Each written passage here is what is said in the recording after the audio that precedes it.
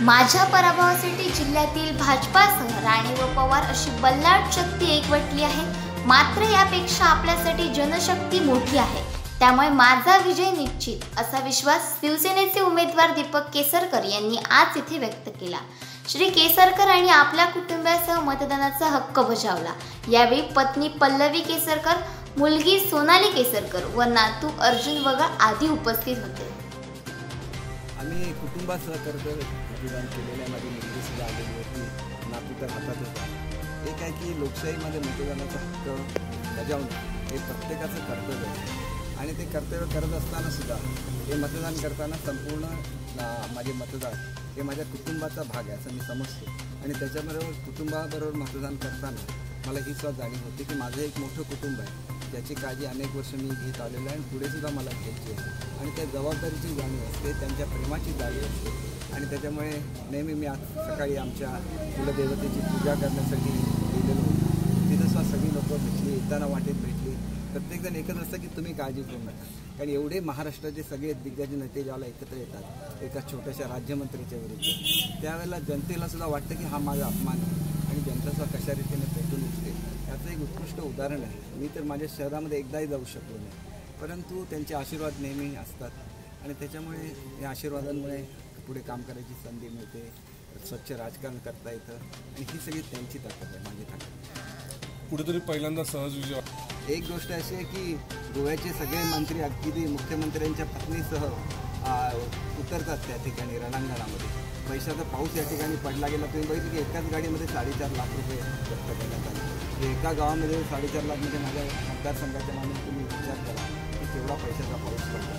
मला असं वाटतं की इलेक्शन कमिशनने याची नोंद घेतली पाहिजे बाहेरची, कारण मी ठीक आहे माझे लोकांशी संबंध आहे, प्रेम आहे लोकांचं, परंतु सर्वसामान्य उमेदवाराला सुद्धा आपली उमेदवारी चांगल्या रीतीने करता आली पाहिजे।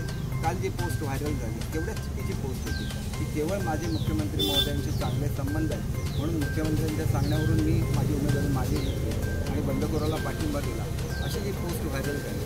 असं होणं चुकीचं असतं।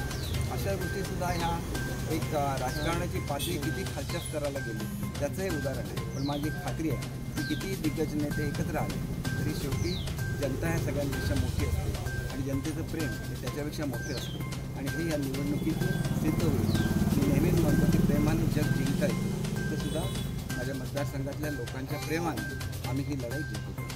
प्रश्न झाली हे गलिच्छ राजकारणाचं चेहरा आहे असं मी स्वतः समजतो।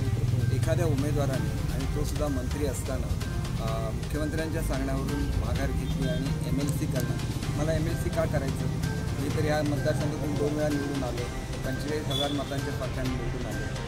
एक खोटं असं भासवायचं की माझे मुख्यमंत्र्यांशी जवळचे संबंध आहे आणि असं त्याच्यामुळे मी त्यांचं इथून माघार घेतली असं जे भासवलं होतं ते अतिशय चुकीचं आहे आणि त्याच्यामध्ये दुसऱ्या उमेदवाराला मतदान करा असं सुद्धा आवाहन केलेलं आहे। तर मला असं वाटतं की याची इलेक्शन कमिशनने गंभीर दखल घेतली पाहिजे आणि असे प्रकार माझे मतदार तर ह्याच्यावर विश्वास ठेवणार नाही, परंतु असे प्रकार कुठल्याही उमेदवाराच्या बाबतीत घडू नये अशी काळजी निश्चितपणे पुढच्या काळामध्ये घेतली गेली पाहिजे। सांगा की राणे यावेळेला राणे अधिक भाजप अधिक पवारसाहेब अशी ती मोठी शक्ती आहे, परंतु याच्यापेक्षा जनशक्ती मोठी असते आणि लोकांची जी शक्ती आहे त्याच्यापुढे असं कोंडाळ टिकणार नाही। पवारसाहेबांनी स्वतः माझ्या ज्या शहरामध्ये मी अनेक वर्ष लोकांनी मला साथ दिली त्याच्या नगराध्यक्षांना मुंबईला बोलवून घेतलं, त्याला मताची विभागणी होण्यासाठी उभं केलं। भाजप आणि राणे एकत्र झाले आणि कधी नाही एवढी गोव्याच्या मंत्र्यांची फौज मुख्यमंत्र्यांच्या पत्नीसह सर्व लोक ही या माझ्या मतदारसंघात उतरले। पैशाचा मला तर डायरेक्टली म्हणता येत नाही, आपल्याला बघता येईल की जवळजवळ 4.5 लाख रुपये एकाच गाडीमध्ये पकडले। एका गाडीमध्ये 4.5 लाख रुपये जर असतील तर एकंदर किती पैशाचा वर्षाव या मतदारसंघामध्ये झाला असेल याचा आपण विचार करू शकता। आणि याच्यापेक्षा सगळ्यात मोठी ही जनता आणि जनशक्ती असते आणि त्यांचे आशीर्वाद खूप मोठे असतात। त्याच्यामुळे मला वाटते की लोकशाही मजबूत होण्यामध्ये सगळ्यात मोठा वाटा जर कोणाचा असेल तो इथल्या सुज्ञ जनतेचा आहे आणि ही सुज्ञ जनताच दाखवून देईल की कुठल्या आमिषाला बळी न पडता कशा रीतीने मतदान करायचं हे ही जनता दाखवून देईल आणि तो या संस्थांचा वारसा आहे। एक गोष्ट अशी आहे की ही मी सांगितलं अनेक नेते एकत्र आले। पवारसाहेबांनी स्वतः पवनरावांना बोलवून घेतलं होतं मुंबईला, राणेंनी 2 वेळा गोव्याला बोलवून घेतलं होतं। ही सगळे नेते ज्याला एकत्र येतात, मौलांची भूमिका, मौला हे का म्हणजे अनेक वर्ष मित्र राहिलेले आहेत. माझी मतं फोडण्यासाठी त्यांचा वापर केला गेला.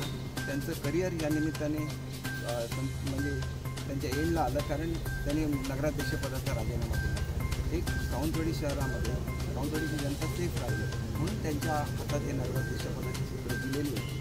5 वर्षासाठी त्यांना जनतेने निवडलेलं होतं. खरं तर त्यांना राजीनामा दिल्यामुळे आम्हाला पुन्हा एकदा निवडणुकीला सामोरं जावं लागतं.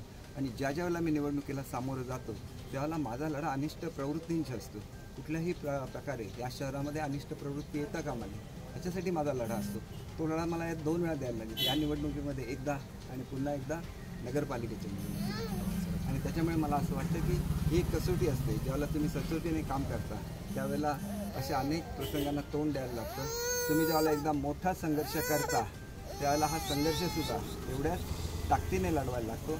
ती ताकद माझी नहीं, ती जनतेची ताकद है. थोडक्यात हिंदीमध्ये मुझे ऐसे लगता है कि जिस तरह से लोग मुझे आके बोलते हैं कि आप चिंता मत करो, क्योंकि बहुत सारी शक्तियाँ इकट्ठा हुई है, तो लोगों को मुझसे ज़्यादा लोगों को ये चिंता है और इसलिए वो सब केयर लेते हैं.